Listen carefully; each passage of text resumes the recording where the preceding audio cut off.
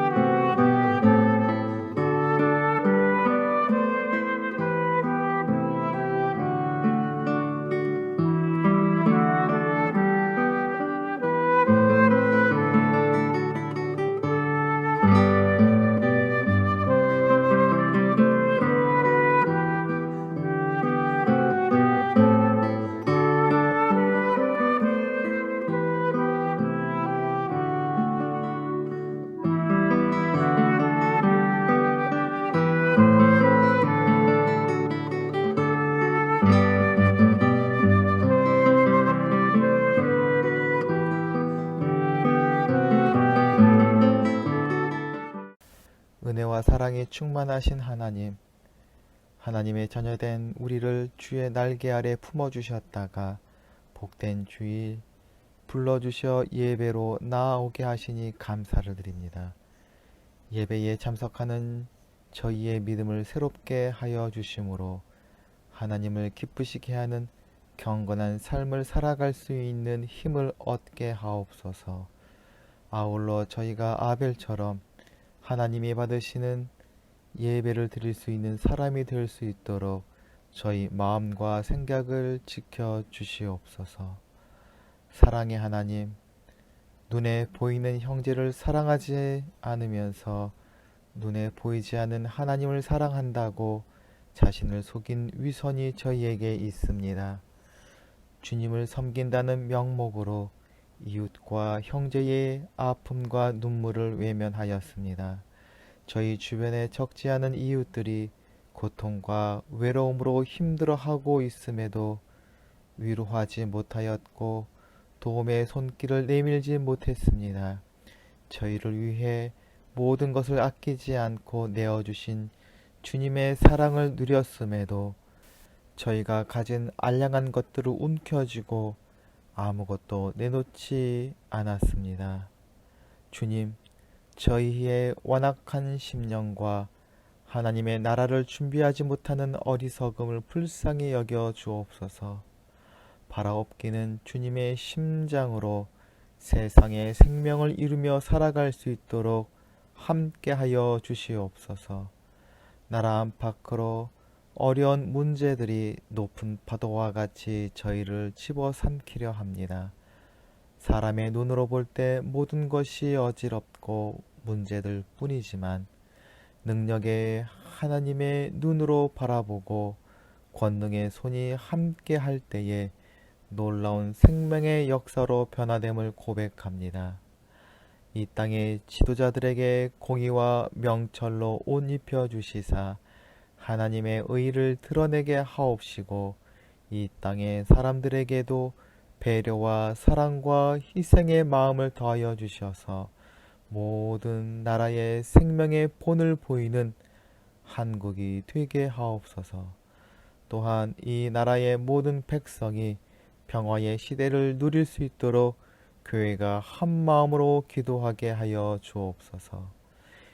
이 예배를 통해 나누는 말씀이 저희 가정과 삶을 바꾸는 열쇠가 되게 하시고 저희가 가지고 있는 모든 근심과 걱정이 주님 앞에 기도할 때에 감사와 찬송으로 변화되는 기적이 일어나게 하옵소서.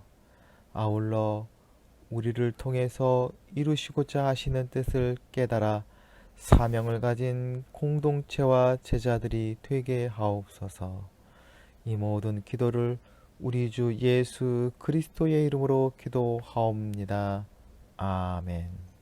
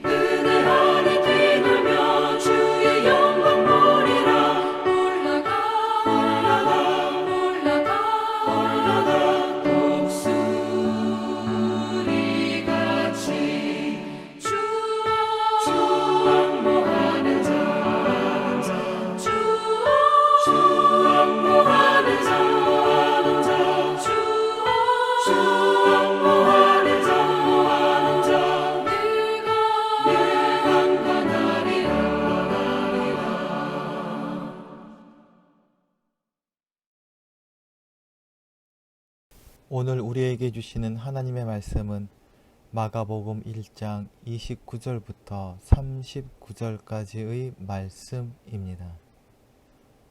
그들은 회당에서 나와서 곧바로 야고보와 요한과 함께 시몬과 안드레의 집으로 갔다. 마침 시몬의 장모가 열병으로 누워 있었는데 사람들은 그 사정을 예수께 말씀드렸다. 예수께서 그 여자에게 다가가셔서 그 손을 잡아 일으키시니 열병이 떠나고 그 여자는 그들의 시중을 들었다. 해가 져서 날이 저물 때에 사람들이 모든 병자와 귀신 들린 사람을 예수께로 데리고 왔다. 그리고 온 동네 사람이 문 앞에 모여들었다. 그는 온갖 병에 걸린 사람들을 고쳐주시고 많은 귀신을 내쫓으셨다. 예수께서는 귀신들이 말하는 것을 허락하지 않으셨다. 그들이 예수가 누구인지를 알았기 때문이다. 아주 이른 새벽에 예수께서 일어나서 외딴 곳으로 나가셔서 거기에서 기도하고 계셨다. 그때에 시몬과 그의 일행이 예수를 찾아 나섰다. 그들은 예수를 만나자 모두 선생님을 찾고 있습니다 하고 말하였다. 예수께서 그들에게 말씀하셨다. 가까운 여러 고을로 가자. 거기에서도 내가 말씀을 선포해야 하겠다. 나는 이 일을 하러 왔다. 예수께서 온 갈릴리와 여러 회당을 두루 찾아가셔서 말씀을 전하고 귀신들을 쫓아내셨다. 아멘.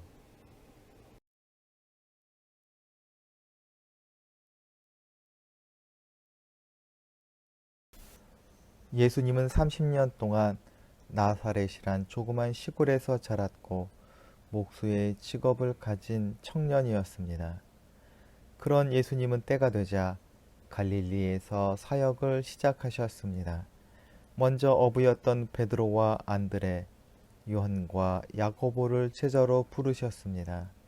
그리고 예수님은 안식일에 가버나움 회당에 들어가 가르치시고 그곳에 있던 귀신 들린 자에게서 귀신을 쫓아내셨습니다. 회당에 있던 사람들은 예수의 가르침과 귀신을 내쫓는 것을 보고 크게 놀랐습니다. 이 일로 예수님은 유명 인사가 되셨습니다. 크고 놀라운 일들을 해낼 수 있는 역량을 가진 사람으로 모든 사람들에게 인정받았습니다. 여기서 대부분의 사람들이라면 더 큰 일을 도모하려는 유혹에 빠질 것입니다. 예를 들자면 작은 가게를 열어 성공한 사람이라면 돈을 대출받아서라도 더 큰 가게를 열거나 지점을 많이 내는 다양한 방법으로 사업을 매우 크게 확장시키려고 합니다. 역사 속에서 무솔리니나 히틀러 같은 사람들은 작은 세력이라도 모으자 가진 수단과 방법으로 정권을 탈취하고 세상을 전쟁으로 몰아넣습니다. 사도행전에서 가말리엘은 적지 않은 사람들이 인기를 얻자마자 사람을 모아 밀란을 일으킨다고 말할 만큼 사람들은 큰 일을 이루고 싶은 유혹을 견딜 수 없어 합니다. 그런데 우리 주님은 너무나 달랐습니다. 회당에서 사역을 시작하였으나 사역의 중심을 삼지 않으시고 그 자리를 떠나셨습니다. 회당에 모인 재력이나 권력을 가진 사람들을 주목하지 않으시고 또한 그들을 떠나셨습니다. 주님은 너무나 엉뚱한 곳으로 가셨습니다. 29절 말씀입니다. 그들은 회당에서 나와서 곧바로 야고보와 요한과 함께 시몬과 안드레의 집으로 갔다. 그리고 그곳에서 엉뚱한 사람을 만나십니다. 30절, 31절 말씀입니다. 마침 시몬의 장모가 열병으로 누워 있었는데 사람들은 그 사정을 예수께 말씀드렸다. 예수께서 그 여자에게 다가가셔서 그 손을 잡아 일으키시니 열병이 떠나고 그 여자는 그들의 시중을 들었다. 예수님은 베드로와 안드레의 집으로 들어가십니다. 어부의 집이라 화려하거나 거룩한 곳이라 할 수 없는 초라한 집이었을 것입니다. 가난한 어부가 여러 가족들과 함께 사는 곳이라 볼품없고 누추한 곳이었을 것이라고 상상해 볼 수 있습니다. 그렇기에 이 집에서 예수님은 누구나 만날 수 있었고 또 아무나 예수님을 만나기 위해서 올 수 있는 열린 공간이었습니다. 이와 반대로 회당과 성전은 아무나 갈 수 없는 금지의 장소가 되었습니다. 남성 유대인 중심의 장소이며 이방인이나 여성들에게는 제한될 수밖에 없는 그런 곳이 되었습니다. 그렇기에 예수님께서는 회당에 머물지 않으시고 성전으로 향하지 않으시고 사람이 살고 생활하고 있는 일반 가정집으로 들어가셨습니다. 그날이 안식일이었습니다. 이 모든 행동이 하나님의 뜻을 따라 하나님의 구원을 드러내는 행동임을 보이신 것입니다. 예수님은 세상의 모든 사람을 만나길 원하시고 그래서 사람이 있는 모든 곳에 가길 원하시는 분입니다. 교회나 회당에 머물러 계신 분이 아닙니다. 주님의 눈은 구원하고 살려야 할 세상을 향하고 있으며 그 사람들이 있는 곳을 향해 걸어가십니다. 교회와 그리스도인들도 주님을 닮아 간다면 마땅히 눈과 발길도 살려야 할 사람들과 세상을 향해야 할 것입니다. 예수님이 찾아간 베드로와 안드레의 집에는 열병에 걸린 장모가 누워 있었습니다. 그 여인은 침대에 누워 자기 힘으로는 일어날 수도 없고 주님을 뵈러 갈 수도 없는 형편이었습니다. 그러자 자비로우신 의사께서는 몸소 침대에 다가가셨습니다. 그리고 손을 잡아 일으키셨습니다. 주님이 치료해 주심으로 그녀의 운명이 바뀌었습니다. 주님은 사람을 바꾸시는 분입니다.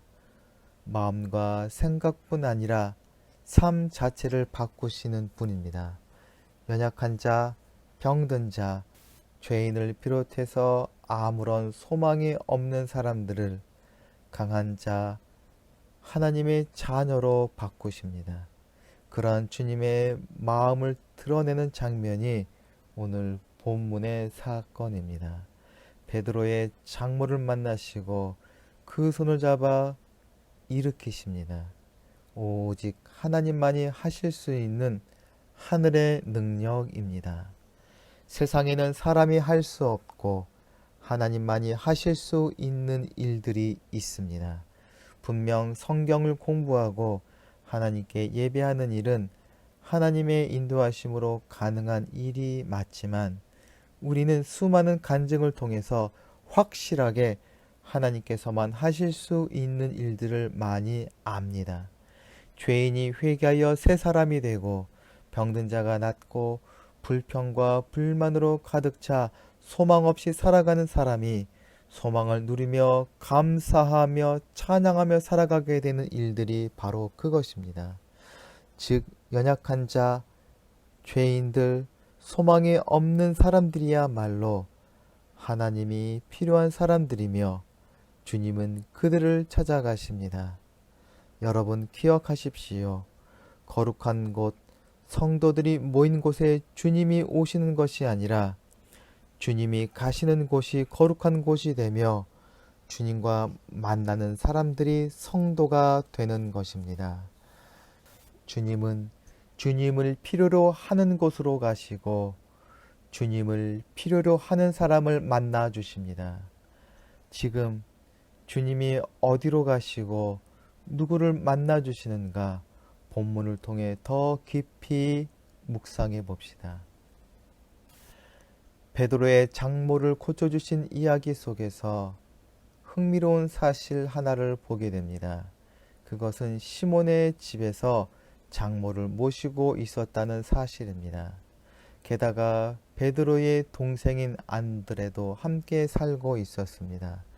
오늘 본문에서는 이 집을 시몬과 안드레의 집이라고 합니다. 같은 사건을 기록한 마태복음 8장에 보면 베드로의 집이라고 하고 누가복음에서도 시몬의 집이라고 합니다. 이것을 보면 베드로가 처가살이를 한 것이기보다 어려운 형편에 있던 장모님을 모시고 함께 살았던 것으로 볼 수 있습니다. 베드로의 집은 작은 식구로 이루어진 가족이 아니라 많은 식구들이 함께 살아가는 공동체입니다. 여러 사람이 함께 살아가는 공동체는 언제나 좋은 일만 일어나고 서로 사랑하며 살아갈 수는 없습니다. 일주일에 한두 번 모이는 교회라면 얼마든지 자기 성질을 죽이고 서로를 배려하며 참으며 살아갈 수 있겠지만 하루 종일 살을 맞대며 살아가는 가족은 그럴 수 없습니다.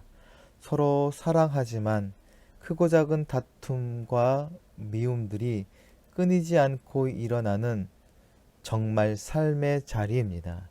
아무것도 가리거나 숨길 수 없는 관계가 가족입니다. 예수님은 바로 그 삶의 자리에 찾아오셨습니다. 어쩌면 예수님은 우리를 교회가 아니라 삶의 자리에서 더 만나고 싶어 하실지도 모르겠습니다. 주님의 말씀을 교회가 아닌 삶의 자리에서 듣고 실천하며 살아가기를 원하십니다. 예수님께서 베드로의 집에 오시자 그곳은 주님이 계시는 곳이요 주님의 음성이 들리는 자리요 주님의 기적이 일어나는 세상에서 가장 거룩하고 아름다운 교회가 되었습니다. 주님은 거룩한 곳에만 계시는 분이 아니라 세상의 모든 것을 거룩하게 만들길 원하셔서 세상의 모든 곳에 가기를 원하시는 하나님이십니다. 마침내 베드로의 장모는 치유를 받고 병석에서 일어납니다. 그런데 여기서 우리가 주목해 볼 점이 있는데요. 그것은 그녀가 병이 나은 뒤에 무엇을 했는가입니다. 성경에는 수종을 들었다라고 되어 있습니다. 병이 완전히 나았다는 증거가 섬겼다는 것으로 이야기합니다. 수종을 들다라는 뜻은 종처럼 섬긴다는 뜻입니다. 자세히 보시면 예수님에게만 수종든 것이 아니라 그들에게 수종 들었다라고 기록되어 있습니다. 즉 베드로의 장모는 그 자리에 있는 모든 사람들을 마치 자기가 종인 것처럼 섬겼다는 것입니다. 예수님을 하나님으로 믿게 되니 다른 사람들을 사랑하고 섬길 수 있는 사람이 되었습니다. 건강한 마음과 육신을 가지지 않고는 다른 사람을 섬길 수 없습니다. 그렇기에 섬김이 없는 공동체는 병든 공동체요. 섬기지 않는 사람은 병든 사람이라 할 수 있습니다. 주님 안에서 영육간에 강건하여진 사람의 모습은 섬기는 모습입니다. 예수님께서 이 땅에서 보여주신 하나님 아들로서의 모습이 섬기는 종의 모습이셨고 잡히기 전날 밤 제자들의 발을 씻겨주시면서 그것이 무엇을 의미하는지 직접 보여주셨습니다. 예수님께서 회당에서 한 일과 베드로의 장모를 고치셨다는 소문이 순식간에 퍼졌습니다. 그래서 온 동네 사람들이 모였습니다. 그런데 그들은 예수님에 대한 소문을 듣고 안식일이 끝나는 시간인 해질 때까지를 기다리고 있다가 날이 저물자마자 수많은 병자들과 귀신 들린 자들이 찾아왔습니다. 예수님께서는 그들을 하나님의 자녀요 가치 있는 생명으로 여겨주셔서 그들을 한 사람 한 사람 고쳐주셨습니다. 그런데 아이러니하게도 예수 그리스도의 사역은 하나님의 말씀이 선포되는 회당 밖에서 하나님의 날인 안식일이 끝나는 시간에 시작되었다는 것입니다.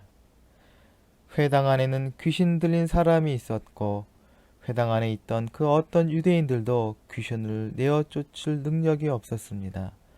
모든 것이 다 끝나고 나서야 예수님을 통해 능력이 나타났습니다.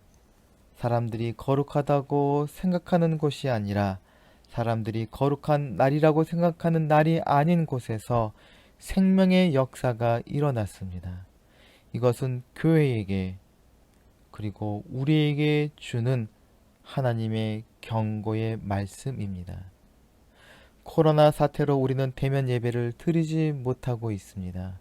그래서 적지 않은 사람들이 불안해하고 어떤 사람은 당국의 수칙을 어기고 모여서 예배를 드리는 경우도 있습니다. 오늘 말씀을 통해서 마가는 장소와 날이 중요한 것이 아니라 예수님이 어디 계시냐가 중요하다고 말하고 있습니다. 우리의 신앙에 중요한 것은 장소와 시간이 아니라 예수 그리스도와 어떤 관계를 맺고 있느냐입니다. 이제 한국 교회와 그리스도인들은 스스로 물어야 할 것입니다. 우리가 어디에 있는지 보다 우리가 예수님과 함께 있느냐를 물어야 합니다. 전통과 교리가 규정한 예배 장소와 시간에 매달려 있을 때가 아니라 예수님의 눈길이 향한 곳과 발걸음이 향하는 곳에 집중해야 합니다. 예수님의 소문을 듣고 안식일이 끝나는 해질 무렵부터 모든 병자와 귀신 들린 사람들과 온 동네 사람들이 문 앞에 모여들었습니다. 예수님은 온갖 병 걸린 사람들을 고쳐주시고 귀신을 쫓아내셨습니다. 그런데 예수님은 회당에서 떠나셨던 것처럼 베드로의 집에도 머물지 않으셨습니다. 예수님은 밤늦게까지 병자들을 치유하시고 귀신을 쫓아내셨기에 상당히 피곤하셨을 것입니다. 그럼에도 불구하고 예수님은 새벽에 일어나셔서 외딴 곳에서 기도하셨습니다. 홀로 기도하시는 예수님의 모습에서 우리는 예수님이 꿈꾸는 공동체를 볼 수 있습니다. 예수님께서 제자들과 더불어 만들기 원하셨던 공동체는 기도하는 공동체입니다. 주님은 기도하는 본을 보이셨고 제자들이 기억하는 예수님은 기도하는 분이셨습니다. 예수님은 기도하실 때 헛되이 기도하지 않으셨습니다. 기도 없이도 거뜬히 이루어내실 수 있는 분이시지만 기도로서 청하신 바를 얻으셨습니다. 그렇다면 우리 가운데 누가 기도를 소홀히 할 수 있겠습니까? 마가는 이렇게 말합니다. 다음날 새벽 아직 캄캄할 때 예수님께서는 일어나 외딴 곳으로 나가시어 그곳에서 기도하셨다. 주님은 우리가 기도하는 사람, 기도로 하나님과 연합하는 사람이 되기를 원하셨습니다. 교회가 예수님을 주님으로 모신 공동체라 한다면 우리는 주님의 본을 따라 기도하는 공동체를 만들어야 할 것입니다. 그리고 예수님께서 꿈꾸는 공동체는 복음을 선포하는 공동체입니다. 예수님께서 기도하실 때 베드로는 많은 사람들이 예수님을 만나러 왔다고 말했습니다. 그러자 예수님은 가까운 여러 고을로 가자 거기에서도 내가 말씀을 선포해야 하겠다. 나는 이 일을 하러 왔다고 응답하셨습니다. 주님은 병든 자를 고쳐주시는 분이셨지만 예수님의 사역은 치유만이 아님을 분명히 밝히십니다. 예수님은 복음을 선포하는 것 또한 매우 중요한 일이라고 말씀하십니다. 예수님께서 전하신 말씀은 하나님의 나라가 가까이 왔으니 회개하고 복음을 믿으라 하는 하나님 나라의 복음이었습니다. 이 복음을 왜 중요하게 생각하셨을까요? 병을 고침받고 귀신으로부터 해방되며 삶의 문제에서 자유함을 얻는 것도 중요하지만 정말 중요한 것은 하나님과 더불어 살아갈 수 있는 관계를 맺는 것입니다. 하나님과 더불어 영원토록 함께 살아가는 것이 모든 그리스도인의 꿈입니다. 그리고 하나님의 뜻을 이루는 것이 성도의 사명입니다. 이것이 온전히 이루어지는 것이 천국이며 그 천국은 죽어서뿐 아니라 살아서도 우리가 이루어야 합니다.